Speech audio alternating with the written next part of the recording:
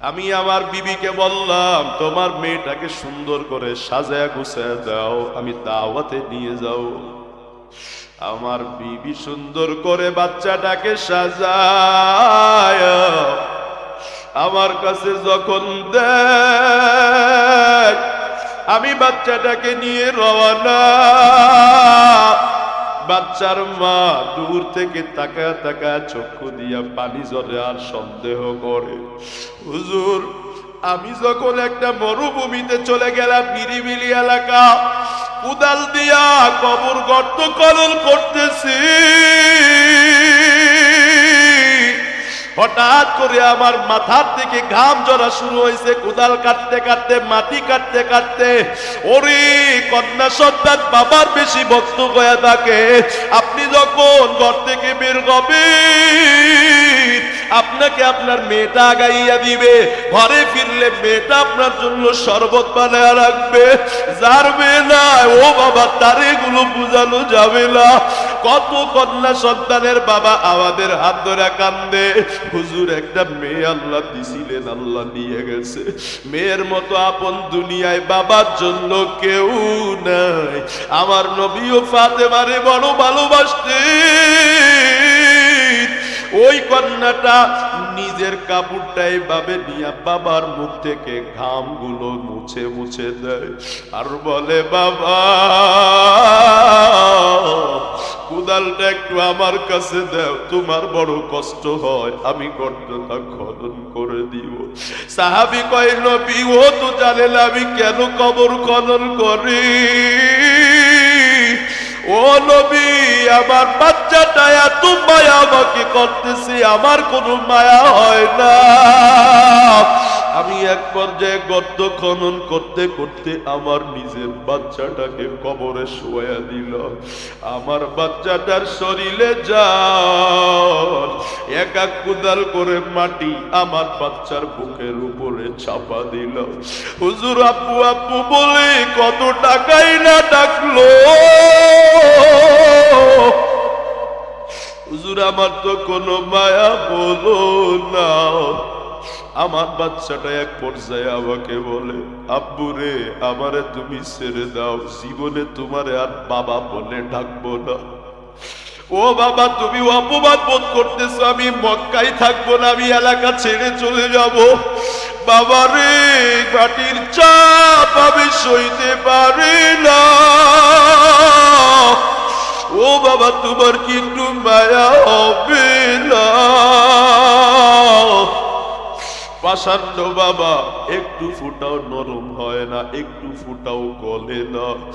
ইয়া রাসূলুল্লাহ, আমি আমার বাচ্চাটাকে দাফন করিয়া। ইয়া আইয়ুহান নাসু ইন্না খালাকনাকুম মিন যাকারি ওয়া উনসা ওয়া জাআলনাকুম শুউবান ওয়া ক্বাবাইলা লিতাআরাফু। আল্লাহ বলেন, হে মানুষের দল, তোমরা আল্লাহকে ভয় করো। নিশ্চয় আল্লাহ পাক, আমি আল্লাহ মানুষ বানাইলাম নিশ্চয় এক বাবা আর এক মা থেকে। বাবার নাম আদম, মায়ের নাম হাওয়া। আমি আল্লাহ শুধু দুই জাতিতে মানুষ বানাই নাই, আমি আল্লাহ আবার গোত্রে গোত্রে গোত্রে গোত্রে আলাদা আলাদা ভাগ করে দিয়েছি। আল্লাহ বলেন, পুরুষ হওয়ার কারণে কেউ আল্লাহর কাছে মর্যাদা বেশি পাবে না, নারী হওয়ার কারণে আল্লাহর কাছে কেউ মর্যাদা কমও পাবে না। সৈয়দ বংশের হলে একরকম মূল্য দুনিয়াতে, মোল্লা হলে আর এক রকম মূল্য, ফকির হইলে ভিন্ন রকম চোখে দেখা হয়। আল্লাহ বলেন, আল্লাহর কাছে গোত্র, নারী পুরুষ এগুলোর কোনো ভেদাভেদ নাই। আল্লাহর কাছে দাম কার? আল্লাহ বলেন, যে যত বেশি আল্লাহকে ভয় করবে, চাই সে পুরুষ হোক বা নারী হোক, আল্লাহকে যে যত বেশি ভয় করে, আল্লাহ তাকেই বেশি সম্মানিত করে। আল্লাহ পাক দুনিয়াতেও সম্মানিত করেন, পরকালেও করেন। কেমন? কয় আল্লাহ পাক কোরআনে কয় ওয়ালাইসা যাকারু কাল উনসা, সব মানুষ চায় আমার যেন আল্লাহ পাক একটা পুত্র সন্তান দান করেন, পুত্র সন্তানের চাহিদা। তবে আল্লাহ পাক হান্না আলাইহিস সালাতু ওয়াস সালামকে, মারইয়াম আলাইহিস সালামের মাকে যখন গর্ভে সন্তান দিলে, উনিও চিন্তা করলেন যে আমার গর্ভে যে সন্তান আছে তাকে আমি মসজিদের খাদেম বানাবো। সবাই ভাবে ছেলে হলে দিনের খেদমত হবে, হাফেজ হবে, আলেম হবে, মাদ্রাসায় পড়াবে, মসজিদে ইমামতি করবে। কিন্তু মহিলা বলে কি পারবে? মহিলার তো তেমন কোনো দাম নাই। ওরে বাবা, আল্লাহ পাক কোরআনে বলে, এরে হান্না, এরে ইমরান আলাইহিস সালামের স্ত্রী, তোমার গর্ভে আমি আল্লাহ যে সন্তান দিয়েছি হতে পারে এটা মহিলা। ওয়ালাইসা যাকারু কাল উনসা, মহিলা হলে কি হবে? অন্য অন্য পুরুষদের মর্যাদায় এই মহিলা উঠতে এমন মর্যাদায় উঠবে, হাজারো পুরুষও তোমার মেয়ের মর্যাদায় যেতে পারবে না। আরবের যুগে তো অনেক মহিলা ছিল, বলেন খাদিজার মর্যাদায় অন্য নারী যেতে পারবে? বর্তমান সময়ে আমরা জানি বড় পীর আব্দুল কাদের জিলানী বিরাট বড় আল্লাহর ওলি। বলুন তো দেখি, এত বড় বুজুর্গ হবার পরেও কি একজন মহিলা নবীজির বিবি আয়েশার সমান হতে পারবে? 100 ভাগের 1 ভাগ হতে পারবে না? পারবে না রে বাবা। অতএব বোঝা গেল নারী পুরুষ সবার কারণে আল্লাহর কাছে মান মর্যাদা বাড়ে না, কমে না। আল্লাহর কাছে মান মর্যাদা বাড়ে আল্লাহকে ভয় করার কারণে। যে যত বেশি আল্লাহকে ভয় করবে তার মর্যাদা আল্লাহর কাছে তত বেশি হবে রে বাবা। তবে এই নারী পুরুষকে আল্লাহ পাক একটা বন্ধনে আবদ্ধ করেছেন, স্বামী স্ত্রী বানায়া।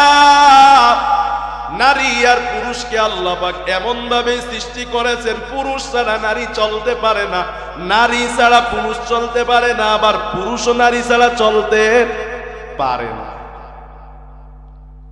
একজন পুরুষকে আমার মাওলা গুনাহ থেকে বাঁচার জন্য নারী নামক নিয়ামত দিয়েছেন, আবার একজন নারীকে গুনাহ থেকে বাঁচার জন্য, একজন নারীর খোঁজ খবর রাখার জন্য আল্লাহ তার জীবনে একজন পুরুষ দান করেছেন। যেমন গুনাহ থেকে কিভাবে বাঁচা হয় নারীর মাধ্যমে, কথাটা ভালো করে বুঝবেন।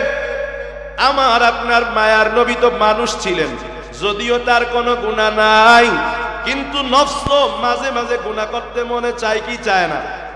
চায়। মায়ার নবী একদিন যুদ্ধের ময়দানে বের হয়েছেন। আমি এই কথাটা এজন্যই বলতেছি রে বাবা, এই মর্যাদা বোঝানো নিয়ে বলতেছি। আল্লাহর নবী জিহাদে বের হয়েছেন, প্রতিমধ্যে আল্লাহর নবীর ভেতরে কামনা উঠেছে, মন চেয়েছে পরনারীর দিকে তাকায়। আল্লাহর নবী যুদ্ধের ময়দানের যাত্রাটা বিরতি দিয়ে কয় কিছু সময় পরে যাব, ঘরের মধ্যে গিয়া বিবির সাথে সহবাস করে সওয়াব অর্জন করে আমার নবী আবার যুদ্ধের ময়দানে রওয়ানা। সাহাবী আয়েশা কয়, ইয়া রাসূলুল্লাহ, আমার তো জিনা করতে মনে চাই। আল্লাহর নবী কয় বিবাহ করো। আল্লাহর নবীকে সাহাবী কয় কি হবে? আল্লাহর নবী কয় সওয়াব হবে। সাহাবী কয় নবী গো, এইটা তো আমার প্রয়োজনীয় জিনিস, তাহলে কেন আবার সওয়াব হবে? এটা তো আমার নিজের উপকারের জন্য, এখানে আবার সওয়াবের কি হইল? আল্লাহর নবী কয় তুমি যদি জিনা করো বলো তোমার গুনাহ হবে কি হবে না? সাহাবী কয় তা তো অবশ্যই হবে। আল্লাহর নবী বলেন জিনা করলে যদি গুনাহ হয়, বিবাহ করলে কেন সওয়াব হবে না রে সাহাবী?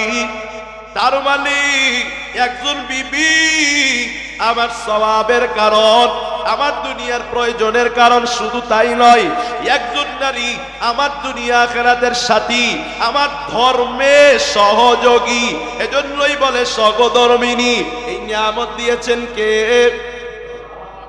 আল্লাহ পাক রব্বুল আলামিন বলেন, এই পুরুষের দলেরা, এই নারীদেরকে তোমাদের জন্য নিয়ামত দেওয়া হয়েছে। কেমন নিয়ামত?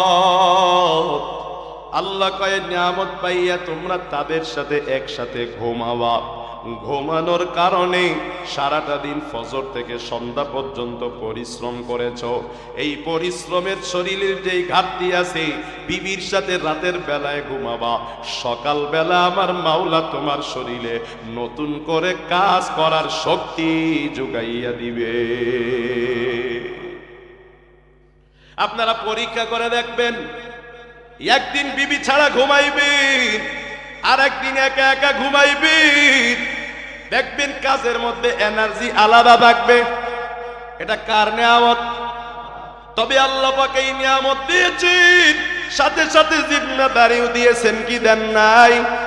একটা নারীকে আমার আমানতে দিয়েছেন, শুধু তাই নয়, একটা নারীকে আমার উপরে জিম্মাদারি দিয়ে দিয়েছেন। ও বাবাজি, নারী বড় ফিতনার জিনিস। অনেক স্বামী কেন, অধিকাংশ স্বামী বিবির কারণে জাহান্নামে যাবে। একটা বিবিকে যদি আল্লাহর দেওয়া হুকুম অনুযায়ী চালাইতে না পারে, স্বামীর জাহান্নাম চলে আসবে রে বাবা। আবার অনেক বিবি স্বামীর কারণে জাহান্নামে যাবে, কিন্তু আল্লাহ পাক স্বামী স্ত্রী দিয়েছেন, একে অপরের মাধ্যমে জান্নাতে যাবে। আমাদের খেয়াল রাখা দরকার, কার কি দায়িত্ব, তার দায়িত্বগুলো সঠিকভাবে পালন করতে হবে। ও বাবা, আল্লাহর নবী থেকে সবক নিতে হবে, নারীকে কেমনে চালাইতে হয় রে বাবা। আমার আগে বক্তা ওয়াজ করতেছিলেন, এক মাতবরে প্রশ্ন করতেছে, খোঁচা মারা প্রশ্ন, শুনছেন না আপনারা? কি প্রশ্ন? কয় আজরাইল কয়জন? কথা ঠিক না, প্রশ্ন করা দরকার। হুজুর, আল্লাহ একজন বিবি দিয়েছি,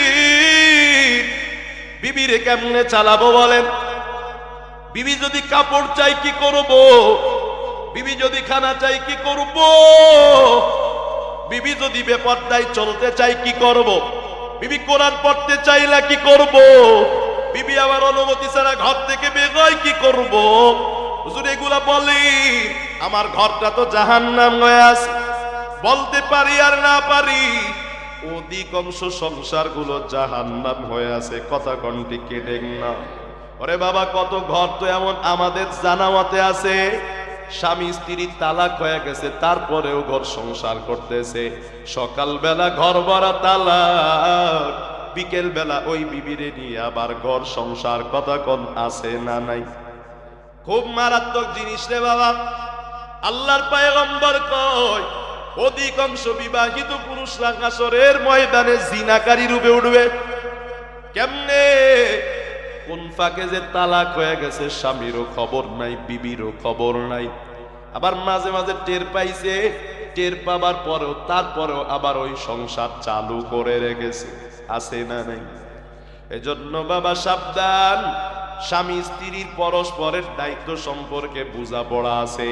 এই ব্যাপারে ইমাম সাহেবকে প্রশ্ন করা দরকার, হুজুর আমার বিবির উপরে কি কি দায়িত্ব, আমার বিবির আবার কি কি দায়িত্ব, বিবির কি কি দায়িত্ব, এটার জন্য কি করণীয় বলবেন ইমাম সাহেব। হুজুর আমার বাড়িতে যাবেন, আমার মেয়ে আছে, আমার বিবি আছে, আমার শাশুড়ি আছে, আমার মা আছে, আমার ভাবি আছে, ইত্যাদি ইত্যাদি অনেকে আছে। আমি বাড়ির মধ্যে এদেরকে বসাবো, 2 মুঠো ডাল ভাত আপনাকে খাওয়াবো, আর আপনি আমার বাড়িতে গিয়া আমার বাড়ির মহিলাদেরকে তাদের দায়িত্ব সম্পর্কে বলে আসবেন। ইমাম সাহেব বাড়িতে গিয়া বলে আসবে, তাদের কাজ করার প্রতি, নেকের প্রতি, স্বামীর অধিকারের প্রতি আগ্রহ বাড়বে। না না, আমরা তো সেইটা করি না, বরং স্টার জলসার জি বাংলা যদিও এখন নাই, হাতের মধ্যে বিবির একটা অ্যান্ড্রয়েড ফোন দিয়ে দিছি রে বাবা। ওই ফোন দিয়া প্রত্যেকটা ঘরে অশান্তি, প্রত্যেকটা বিবিরা আজকে অশান্তি, স্বামীর ঘরে অশান্তি। বর্তমান সময়ে ঘরে ঘরে অশান্তির একমাত্র কারণ হলো মোবাইল। এখন বলবেন হুজুর বিবি মোবাইল চালায় আমি কি করব? আপনি অপরাধী। ও বাবা, বিবির অপরাধের কারণে স্বামী দায়ী। কেন আপনি আপনার বিবির হাতে অ্যান্ড্রয়েড ফোন দিবেন? কই, আমিও তো 3 বছর বিয়ে করেছি, আজও পর্যন্ত বিবির হাতে অ্যান্ড্রয়েড ফোন দিলাম না। কই, আমার ঘর সংসার তো চলছে। বলেন আপনি দিলেন কেন? এখন কেন বিবির দোষ দিচ্ছেন রে বাবা? আল্লাহ পাক কয় আর রিজালু কাওয়ামুনা আলান নিসাই বিমা ফাদ্দালাল্লাহু বা'দাহুম আলা বা'দিন ওয়া বিমা আনফাকু মিন আমওয়ালিহিম। আল্লাহ পাক রব্বুল আলামিন বলেন, এই পুরুষের দলেরা, আল্লাহ পাক তোমাদেরকে নারীর উপরে কর্তৃত্ব দিয়েছেন। বলেন কি দিয়েছে? কর্তৃত্ব। কর্তৃত্ব বুঝেন? আমি যা বলবো তা শুনবে। কথা ঠিক না বেটি?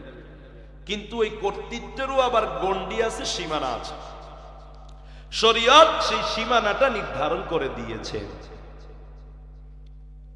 তবে কর্তৃত্বের কারণ আছে, প্রত্যেকটা জিনিসের পিছনে কারণ থাকে। আল্লাহ কয় কর্তৃত্বের কারণ তাই বিমা আনফাকু মিন আমওয়ালিহিম, পুরুষের নারীর উপরে খরচ করে।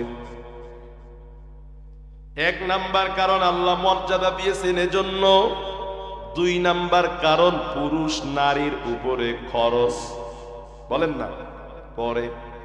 এখন যদি কোন নারী পুরুষের উপরে খরচ করে,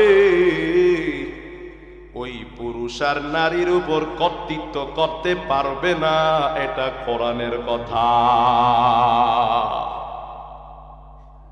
কোন নারী যদি বাপের বাড়ির থেকে খাট পালন এনে আপনাকে দিতে পারে, আপনার কর্তৃত্ব শেষ, এটা কোরআনের কথা।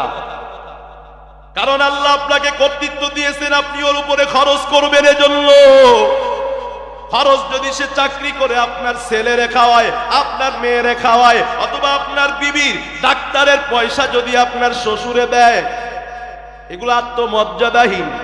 আপনার বিবি অসুস্থ, ডাক্তার আপনি দামি দেখাইলেও নিজে দেখাইবেন, কম দামি দেখাইলেও আপনি দেখাইবেন। শ্বশুরের টাকায় আপনার বিবি কেন হাসপাতালে থাকবে?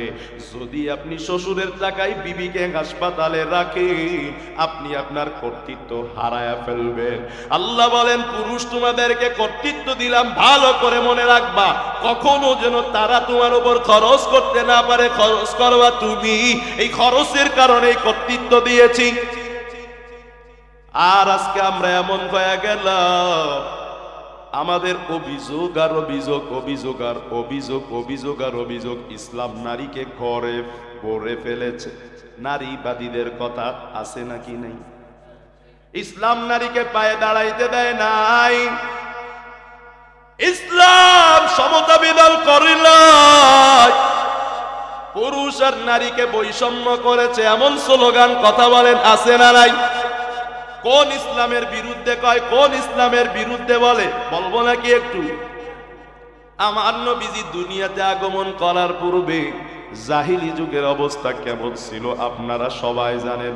তাবলীগওয়ালারা এই ওয়াজটা বেশি বেশি করে থাকে, জাহেলি জামানার কথা। ওরে বাবা, আমার নবীজির জন্মের আগে ওরা কি করত? দাহিয়াতুল কলবি নামক একজন সাহাবী মায়ার নবীর দরবারে এসে কান্নাকাটি করে বলে, মায়ার নবী,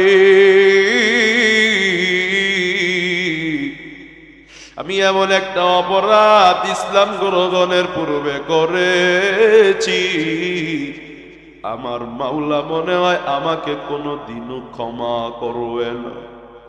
আমার নবী বলে, সাহাবীরে, কি এমন গুনাহ তুমি করেছো? সাহাবী ডাক দিয়া কয়, নবী, জাহিলি যুগে আমার একটা কন্যা সন্তান,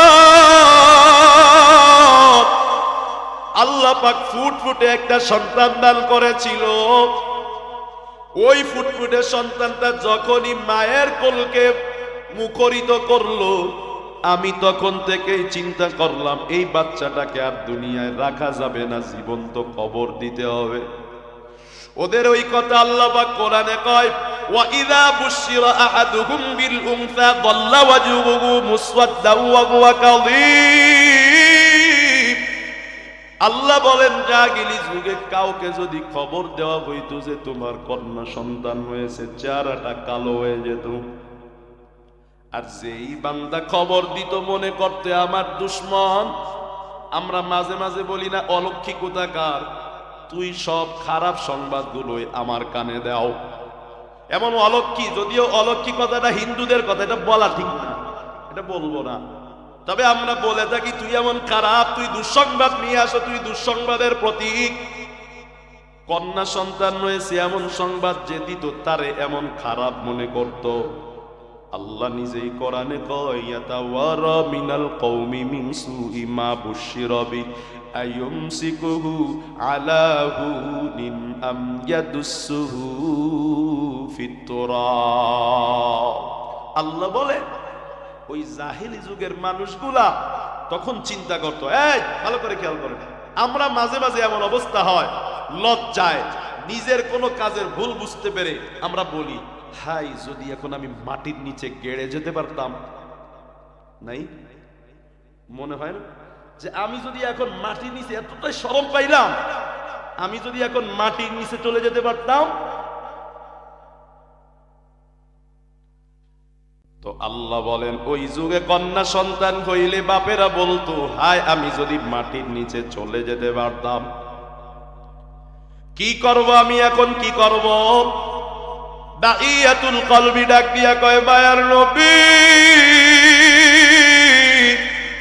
বাচ্চাটা ধীরে ধীরে ধীরে ধীরে বড় হয়, মানুষগুলো আমাকে গালমন্দ করে, এর সাথে কথা বলা যাবে না, ওর ঘরে একটা মেয়ে আছে। চিন্তা করে দেখো নারীকে মানুষ কতটা ঘৃণা করত। যার একটা কন্যা সন্তান থাকতো তার সাথে বাবা কেউ কথা বলতে রাজি হইত না, তাকে কেউ পাশে বসতে দিত না, তার দোকান থেকে সদাই বাজার করত না যত সময় সে তাকে দাফন না করত। দাহিয়াতুল কলবি কয়, নবী গো, আমি আমার বিবিকে বললাম তোমার মেয়েটাকে সুন্দর করে সাজায় গুছায় দাও, আমি দাওয়াতে নিয়ে যাও। আমার বিবি সুন্দর করে বাচ্চাটাকে সাজায় আমার কাছে যখন দেয়, আমি বাচ্চাটাকে নিয়ে রওনা। বাচ্চার মা দূর থেকে তাকায় তাকায় চক্ষু দিয়া পানি ঝরে আর সন্দেহ করে, হুজুর আমি যখন একটা মরুভূমিতে চলে গেলাম, নিরিবিলি এলাকা, কুদাল দিয়া কবর গর্ত খনন করতেছি, হঠাৎ করে আমার মাথার থেকে ঘাম ঝরা শুরু হয়েছে, কুদাল কাটতে কাটতে মাটি কাটতে কাটতে। ওরে কন্যা সন্তান বাবার বেশি ভক্ত হয়ে থাকে। আপনি যখন ঘর থেকে বের হবেন, আপনাকে আপনার মেয়েটা আগাইয়া দিবে, ঘরে ফিরলে মেয়েটা আপনার জন্য শরবত বানায় রাখবে। যার মেয়ে নাই ও বাবা, তার এগুলো বুঝানো যাবে না। কত কন্যা সন্তানের বাবা আমাদের হাত ধরে কান্দে, হুজুর একটা মেয়ে আল্লাহ দিছিলেন, আল্লাহ নিয়ে গেছে। মেয়ের মতো আপন দুনিয়ায় বাবার জন্য কেউ নাই। আমার নবীও ফাতেমারে বড় ভালোবাসতেন। ওই কন্যাটা নিজের কাপড়টা এইভাবে নিয়ে বাবার মুখ থেকে ঘাম গুলো মুছে মুছে দেয় আর বলে, বাবা কুদালটা একটু আমার কাছে দাও, তোমার বড় কষ্ট হয়, আমি গর্তটা খনন করে দিব। সাহাবী কয়, নবী ও তো জানে না আমি কেন কবর খনন করি। ও নবী, আমার বাচ্চাটা এত মায়া আমাকে করতেছে, আমার কোনো মায়া হয় না। আমি এক পর্যায়ে গর্ত খনন করতে করতে আমার নিজের বাচ্চাটাকে কবরে শোয়া দিল। আমার বাচ্চাটার শরীরে যাও এক এক কুদাল করে মাটি আমার বাচ্চার বুকের উপরে চাপা দিল। হুজুর আব্বু আব্বু বলে কত টাকাই না ডাকলো। হুজুর আমার তো কোনো মায়া হলো না। আমার বাচ্চাটা এক পর্যায়ে আমাকে বলে, আব্বু রে আমারে তুমি ছেড়ে দাও, জীবনে তোমারে আর বাবা বলে ডাকবো না। ও বাবা, তুমি অপমান বোধ করতেছো, আমি মক্কায় থাকবো না, আমি এলাকা ছেড়ে চলে যাব। বাবা রে, মাটির চাপ আমি সইতে পারি না। ও বাবা, তোমার কি একটু মায়া হবে না? পাষাণ্ড বাবা একটু ফুটাও নরম হয় না, একটু ফুটাও গলে না। ইয়া রাসূলুল্লাহ, আমি আমার বাচ্চাটাকে দাফন করি, একটু আপনারা জবাব দেন। নবী আসার আগে নারীদেরকে কবর দেওয়া, জীবিত কবর দেওয়ার যেই প্রথা চালু ছিল, এক বাড়িতেও কোনো নারী বাঁচতে পারত না। আমার নবী যদি কবরে সন্তানকে, মেয়েকে দাফন করা হারাম না করতে, বলেন তো দেখি বর্তমান বাংলাদেশে কোনো নারী থাকতো নি? থাকতো? আপনারা বলবেন হুজুর, এই মনিটরের সাউন্ড বাড়ে না, একটা অবস্থা। আপনারা বলবেন হুজুর, আপনি কি কোন এগুলা? ওই জামানায় নাই ওদের দয়া মায়া ছিল না, নিজের মেয়েরে দাফন করেছে। এই জামানায় কি আমরা এমন? যতই দাফন করার নিয়ম থাকুক আমরা তো করতাম না। কি এমন প্রশ্ন আসে না? কথা কয় না। আপনি বলেন, আপনার নিজেকে প্রশ্ন করেন, আপনার মেয়েকে যদি দাফন করা ধর্মীয় কাজ হইতো, জন্মের পরে জীবিত, ওই সময় ধর্মীয় কাজ ছিল কাফেরদের, তা আপনি কি বলেন? আপনার মন কি বলে? আপনি কি এই ধর্মীয় কাজটা পালন করতেন? করতেন না। মন কি বলে বলেন না? করতাম। এটা নিজের মেয়েকে দাফন করতাম? আমি বলি করতাম। আপনি বলবেন কেমনে? আমি বলি, হিন্দুরা কি নিজের জন্মদাতা মা বাবারে পোড়ায় না? কথা বলেন না। তো আপনি আমি যতই যুক্তি দেই, নবী এই পন্থা বন্ধ না করলেও আমরা আমাদের সন্তানদেরকে দাফন করতাম না। আমার যুক্তি, এখনো হিন্দুরা মা বাবাকে পোড়াতে যেমন কোনো ব্যথা পায় না, ধর্ম মানতে গিয়া মা বাবাকে পুড়িয়ে দেয়, ইসলাম যদি নারীদেরকে হত্যা করা বন্ধ না করত, আজও আমরা প্রতিটা মেয়েকে হত্যাই করে ফেলতাম। নারীবাদীরা কথা বলা তো দূরের কথা, নারী গয়ে দাঁড়াবার ক্ষমতা ছিল না, দাঁড়ানো শিখার আগেই কবরে যাওয়া লাগতো। ঠিক কিনা? এই হলো পরিস্থিতি। অভিযোগ, ইসলাম নারীদেরকে মর্যাদা দিল না। ও পর্দার অন্তরালের আম্মা জান, ভালো করে শুনে নেন, ইসলামই আপনাদেরকে বাঁচার অধিকার দিছে, বাঁচার অধিকার দিছে। পড়ালেখা, টাকা পয়সা, ডিজিটাল যুগে আমোদ ফুর্তি করা, কর্তৃত্ব খাটানো, এগুলো পরের কথা, আগে তো জীবন বাঁচা। জীবনই যদি না বাঁচে অন্য কিছু কোথা থেকে আসবে? আম্মা জান গো, ইসলাম না আসলে আপনারা বাঁচতেই পারতেন না। আল্লাহ পাক স্বামীর আনুগত্য করার আদেশ দিয়েছেন, আম্মা জানেরা মানতে পারে না। স্বামী যদি আমাকে কোনো আদেশ করতে পারে আমিও করব। স্বামী যদি আমার উপর কর্তৃত্ব খাটাইতে পারে, আমারও স্বামীর উপর কর্তৃত্ব থাকবে না কেন? স্বামী নিজের মন মতো ছেলেকে চালাইতে পারলে আমি পারবো না কেন? আম্মা জান ভালো করে শুনে নেন, আপনার দায়িত্ব কি রে আম্মা? আল্লাহর পয়গম্বর বলেন, আলা কুল্লুকুম রাইন ওয়া কুল্লুকুম মাসউলুন আন রাইয়াতি। প্রত্যেকটা মানুষ জিম্মাদার, আর সবার জিম্মাদারি সম্পর্কে তাদেরকে জিজ্ঞাসা করা হবে। একটা পুরুষের জিম্মাদার, তার ঘরে যত সদস্য আছে, নারী আছে, পুরুষ আছে, তাদেরকে দিন মানানো, ইসলাম মানানো, নামাজ পড়ানো। আমার মায়ার নবী রাতে রাদারে 3টা বাজে তাহাজ্জুদের সময় নিজে তাহাজ্জুদ নামাজ পড়ে ফাতেমার ঘরে যাইতেন। কারণ ওনার মা নাই, বাবা নাই। মা বাবা থাকলে তো মা বাবারে জাগাইতেন। মা বাবা যেহেতু নাই, মেয়ের দায়িত্ব আছে বাবার উপরে, জন্য গিয়া বলতেন, ফাতেমা রে উঠো, রাতের বেলায় উঠে আল্লাহর কাছে রোনাজারি করো। ও বাবা, বলেন তো দেখি, আমরা পুরুষেরা নারীদেরকে ঘুম থেকে উঠাই না? না না, আমরা পুরুষেরা নারীদেরকে নামাজের কথাও বলতে চাই না। আবার আমরা মনে করি নামাজের কথা বললে সম্পর্কটা খারাপ হয়ে যাবে। ওরে বাবা, আল্লাহ কিছু দায়িত্ব দিয়েছেন স্বামী, সাবধান, কখনো তাদের সাথে খারাপ ব্যবহার করা যাবে না। ওয়াশিরুহুন্না বিল মারুফ, আল্লাহ বলেন তাদের সাথে ভালো ব্যবহার করবা, কখনো বিবিদের সাথে খারাপ ব্যবহার করবা না। আমার নবী এক হাদিসে বলেন, মহিলারা হলো এমন একটা বাঁকা হাড্ডি, ওদেরকে বাঁকা হাড্ডি দিয়া বানানো হয়েছে। বাঁকা হাড্ডিটা যদি তোমরা জোর করে মোচড় মারতে যাও, সোজা করতে যাও, হাড্ডিটা কট করে ভেঙ্গে যাবে। আমার নবী ডাক দিয়ে বলেন, আবার যদি এদেরকে ছেড়ে দাও, এরা আবার হাতছাড়া হয়ে যাবে। ফাস্তাউফু বিল লিসা, এরে আমার উম্মত, এজন্য আমার কাছ থেকে শিক্ষা গ্রহণ করো,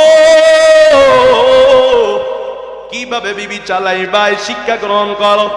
ও বাবা, মিসওয়াকের সুন্নাত শিখলাম, নামাজের সুন্নাত শিখলাম, ওযুর সুন্নাত শিখলাম, গোসলের সুন্নাত শিখলাম, ফরজের পরে শিখছি কি শিখি নাই?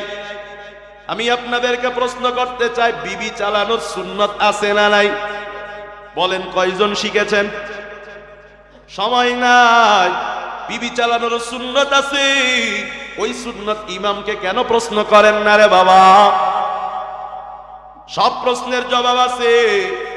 আমার আপনার মায়ার নবী মক্কা বিজয়ের পর তখন একটু নবীর অবস্থাটা ভালো হয়ে গেল রে বাবা।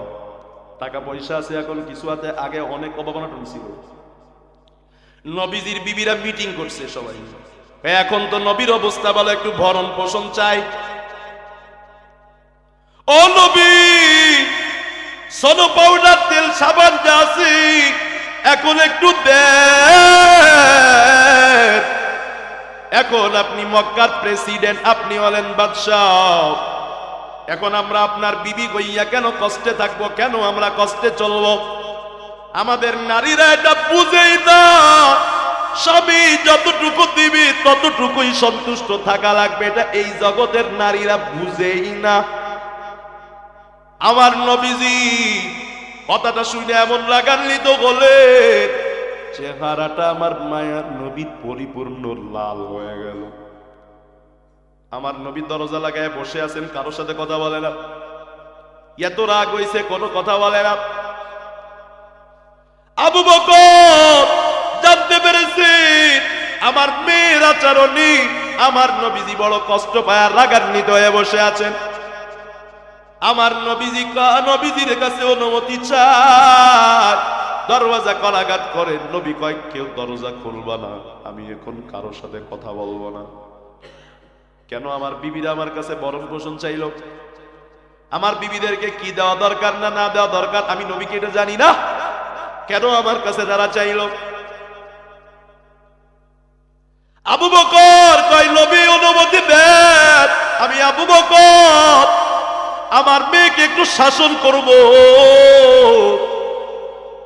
আর বর্তমান জামানার শ্বশুরের কথা চিন্তা করেন, আপনি আপনার শ্বশুরের কথা চিন্তা করেন না, আপনি যে কারো শ্বশুর সেই কথা চিন্তা করেন।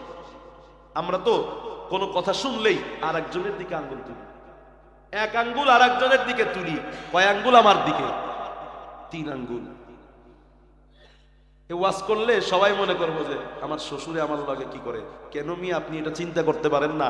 আপনার মেয়ে বিয়ে দিয়েছেন, জামার সাথে কি ব্যবহার আপনি করেন? আবু বকর রাদিয়াল্লাহু তাআলা আনহু বলেন, নবী অনুমতি দেন, আয়েশারে একটু শায়েস্তা করে নি। আমার মেয়ের এত বড় সাহস কোত্থেকে হলো? স্বামীর কাছে, নবীর কাছে টাকা পয়সা ভরণ পোষণ কেন চাইল? আবু বকর এক পাশে যে নবীর কথা কয়, নবী কোনো উত্তর দেয় না, এক কর্নারে আবু বকর চুপচাপ বসে আছে, ভীত সন্তুষ্ট হয়ে গেছে। নবীর এত রাগ হয়ে গেছে। হযরতে ওমর, নবী অনুমতি দেন। ওমর রাদিয়াল্লাহু আনহু অনুমতি নিয়ে আয়েশা এমন একটা কথা বললেন, নবীর রাগ মুহূর্তের মধ্যে পানি হয়ে গেল। হযরতে ওমর আয়েশা নবীরে কয়, নবী ঠিকই কইছেন, আমার বিবিও এমন। ও নবী, কয়দিন আগে আমার বিবি এমন আমার কাছে ভরণ পোষণ চাইছে, তাই আমি দুইটা এই যে কোনই হযরত ওমর বলতেছেন আমার এই দুইটা কোনই ধরে আমার বিবির দুই ঘাট একটু মটকায়া দিছে। হযরত ওমর এমন কথা বলার সঙ্গে সঙ্গে নবীর রাগটা পানি হয়ে গেছে। নবী কয় ওমর তাহলে কি করব, একটু কি বলবা? ওমর কয় আমার বিবিরে যাই করছি তাই করেন। এবার ভালো করে খেয়াল করেন কাকে শায়েস্তার কথা বলতেছে, নিজের মেয়েকে। ওমরের মেয়ের নাম হাফসা, যিনি নবীর বিবি। এই অপরাধী যারা নবীর কাছে ভরণ পোষণ চাইছে তাদের মধ্যে নিজের মেয়েটাও আছে। এখন নিজেই বিচারটা দেখে কয় আমার বিবির আমি যা করছি আপনি তাই করেন। ইসলাম আমাকে বিবিকে শাসন করার জন্য কি শিখাইলো জানি না। আমি মার দেওয়ার কথা বলতেছি না, ওয়াজ শুনে আবার বিবির পিটান শুরু করেন। কি করা লাগবে ইসলামে বিস্তারিত আছে। এক নম্বরে আল্লাহ কোরআনে স্পষ্ট বলেছে বিবি যদি কথা না শুনে ওয়াজ করো, ওয়াজ করো, ওয়াজ করো। একা একা পাশে দিয়া বিবিটারে সুন্দর মতো বুঝাও, যদি না বুঝে তারপরে বিছানাটা আলাদা করে দাও। আমি আমার বিবির কথাই বলি, লজ্জার কোনো কারণ নাই, এগুলো আমাদের শিখা দরকার, এগুলো ইসলাম। লজ্জা করতে করতে আজকে আমরা এই সমস্ত জায়গায় বিপদে পড়ে আছি। নামাজ তো ঠিক মতো পড়ি কিন্তু ঘরে আগুন। একদিন বিবাহের পরে বিবিকে বিছানা আলাদা করে একা একা ঘুমাইছি, শ্বশুর শাশুড়ি সব পাগল হয়ে গেছে, আমার মেয়ের বিছানা কেন আলাদা? ইসলাম এক নম্বরে ওয়াজ, বিবি কথা না শুনলে দুই নম্বরে বিছানা আলাদা করে দাও, দেখবা ঠিক হয়ে যাবে। আর আমগো কাজ কিছু হইলেই গড়বড় তালাক, নাউজুবিল্লাহ কয় না, কথা ঠিক না? তোরে নিয়ে আর খাইতাম না, আমার ভাত হারাম হয়ে গেছে তোর উপর, ইত্যাদি ইত্যাদি। এই একসাথে তালাক দেওয়া হারাম। আবগাজুল হালালিয়াত তালাক। তালাক তো এমন একটা জায়েজ কাজ যেই কাজ নবী জীবনে করেন নাই। নবী জীবনে তালাক দিছেন? কথা কয় জায়েজ তো ঠিক আছে, নবী জীবনে করছেন? কোনদিন করেন নাই। অতএব এই কাজ হালাল হতে পারে কিন্তু এটা নবীর উম্মতের কাজ হতে পারে না। আমগো কাজ এটাই। আর ইসলাম যে কি বলে এর কোনো ধারধারি নেই। কষ্ট হচ্ছে আপনাদের? হ্যাঁ, বুঝতে কষ্ট হচ্ছে নাকি খারাপ লাগতেছে? আলোচনা কেমন জানি হয়। এরপরে রাসূল বলছেন ওয়াদরিবুহুন, তারপরে হালকা মাইরো বিবিরে। আপনি বলুন তো দেখি, কোরআন বলতেছে বিবি কথা না শুনলে বিবিকে প্রথমে তুমি কি করবা? ওয়াজ করবা, তারপরে বিছানা আলাদা করবা, তারপরে কথা না শুনলে মারবা। আপনি বলুন তো দেখি, আপনি কি এমন বেডা যে নিজের মেয়ের ব্যাপারে নিজের মেয়ের জামাতাকে কথা বলতে পারবেন? এই বেটা, মেয়ে বিবাহ দিয়েছি তোমার কাছে, কোরআন আছে, কোরআন যেভাবে বিবি চালাতে বলেছে সেভাবে চালাবা। কোরআন বলেছে প্রয়োজনে মার দিবা, হালকা পাতলা প্রহার করবা, তুমি তাই করবা। এমন কথা বলা একটা সৎ সাহস কয় বাবার আছে? বলেন কয় বাবার আছে? সমস্যা কোথায় আজকে আমরা তাই ধরি না। যত ঘরে অশান্তি এই শ্বশুর শাশুড়ির কারণে, মেয়ের মা বাবার কারণেই মেয়ের সংসারগুলো তছনছ হচ্ছে বর্তমান জামানায়, ঠিক কিনা বলেন? এক একজন মহিলা বর্তমানে দায়ুস হয়ে গেছে। শাশুড়ি কইয়া একটা মহিলা একটা মেয়েকে ছেলের বউ বানায় না, এই মেয়েটাকে দাসীর মতো খাটায়। আরে এই মহিলা, এই মেয়েটা তোমার ছেলের বউ, বিবি, সম্মানের জিনিস, এ দাসী নয়। একে কাজ করানোর জন্য আনা হয় নাই। দাসীর মতো যেভাবে ইচ্ছা সেভাবে একে ব্যবহার করা যাবে না। এর কাজ আছে। দেবরের সাথে ভাবির দেখা দেওয়া জায়েজ আছে নাকি নাই? ও আম্মা জান, আপনার বড় ছেলে বিবাহ করে আনছে, আপনার ছোট ছেলের সাথে ওই মেয়েটার দেখা দেওয়া জায়েজ নাই। এই জালেম মা, কেন আপনি আপনার ছোট ছেলের কাপড়টা বড় ছেলের বউকে দিয়ে ধরাইলেন? আপনি জুলুম করেছেন। কেন করবেন আপনি? যার সাথে দেখা দেওয়া জায়েজ নাই তার কাপড়টা ধোয়ার জন্য তাকে বাধ্য করলেন কেন? তাকে এক প্লেটে খানা সামনে তুলে দেওয়ার জন্য বাধ্য করলেন কেন? ইসলামের নামে এগুলো কি করতেছেন আপনারা?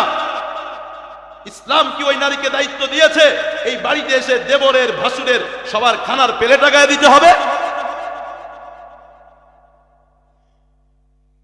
ওয়াজ শুধু করলাম, একদিকেই করে গেলাম, স্রোত যেদিকে যাচ্ছে সেদিকে ওয়াজ করে দিলাম, মানুষের বাহবা পাইলাম।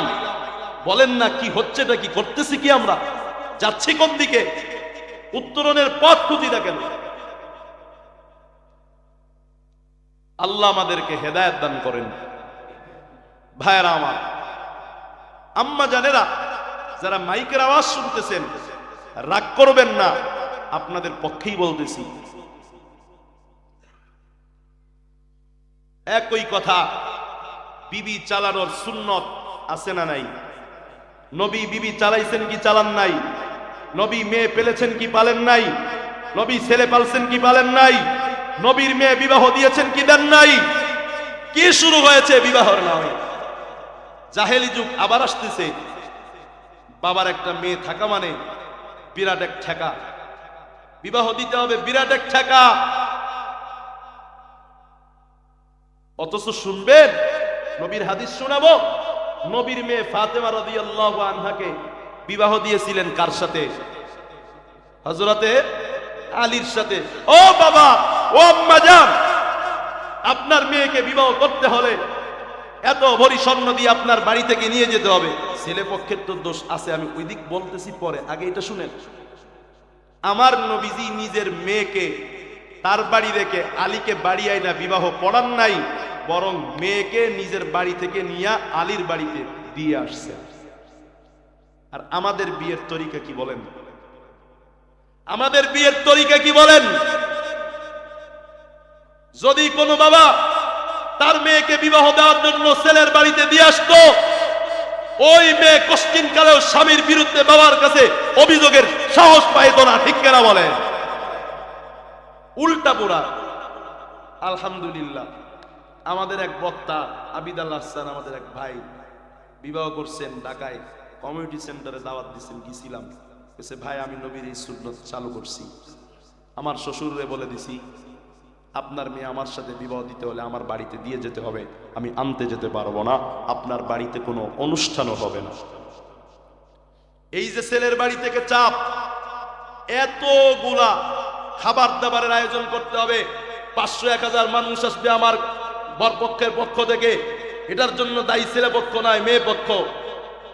আমার যেই বন্ধু তার শ্বশুরকে বলেছে আপনার মেয়ে আমার সাথে বিবাহ দিতে হলে আমার বাড়িতে দিয়ে যেতে হবে, কারণ নবীজি তার মেয়ে ফাতেমাকে আলীর বাড়িতে দিয়ে আসছিলেন, আপনার বাড়িতে 1 টাকাও খরচ করতে পারবেন না। বলেন ওই বাবার কি খরচ হয়েছিল বিয়েতে? কোনো কথা বলেন? আর এমন বিবাহ যদি হয় তো এক বাবা 30টা মেয়ে থাকলেও সমস্যা নাই। আর আমাদের সমাজের যে রীতি হয়েছে, যার 2টা মেয়ে আছে তার জীবনের সব কামাই মেয়ে বিয়ে দিয়েই দিয়ে দেওয়া লাগে, ছেলেদের জন্য আর কিছু করা সম্ভব হয় না। কথা কোন ঠিক কিনা? খালি আমরা দেখি যে ছেলেটাকে জমি ডবল দিলাম, মেয়েটাকে অর্ধেক দিলাম, এটা তো কেউ বলে না একটা মেয়েকে বিবাহ দিতে বিবাহর আগ পর্যন্ত বাবার যেই পরিমাণ টাকা খরচ হয়েছে ছেলের উপর তার 4 ভাগের 1 ভাগও হয় না। আমাদের সমাজ আজ কোন দিকে চলে গেছে?